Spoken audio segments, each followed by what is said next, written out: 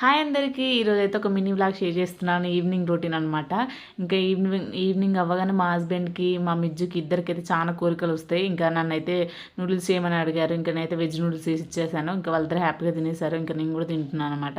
ఇంకా మా husband duty నుండి వస్తే కొత్త బాటిల్ కొనుక్కొచ్చారు. ఇంకా దాంతో మా మిజ్జు అయితే చేయాల్సిన పనులన్నీ చేసేసాడు అనమాట.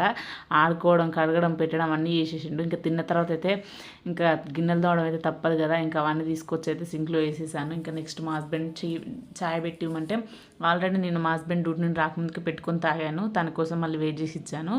ఇంకా మా మిజ్జుని అయితే హోంవర్క్ రాపిస్తున్నాను. ఇంక ఇప్పుడు రాయకపోయింది అనుకో, నైట్ అవ్వగానే నాకు అది నొప్పిలేస్తాను, ఇది నొప్పిలేస్తాను అయితే రాయడం అయితే బంద్ చేస్తాడు అనమాట. అందుకే ఇంకా వాడిని అప్పుడే కూర్చోబెట్టి రాపిస్తున్నాను. ఇంకా వాడు రాయడం అయిపోయిన తర్వాత అయితే ఇంకా ఇల్లు మొత్తం ఉడుతున్నాను అనమాట. ఈ వీడియో అయితే మా మిజ్జు తీశాడు, చాలా బాగా తీశాడు. ఇంకా ఇల్లు కూడా అయిపోయిన తర్వాత అయితే ఇంకా కిచెన్లోకి వెళ్తే షింకు పరిస్థితి చూసి భయమైంది. ఇంకా అమ్మయ్య గిన్నెల పని అయితే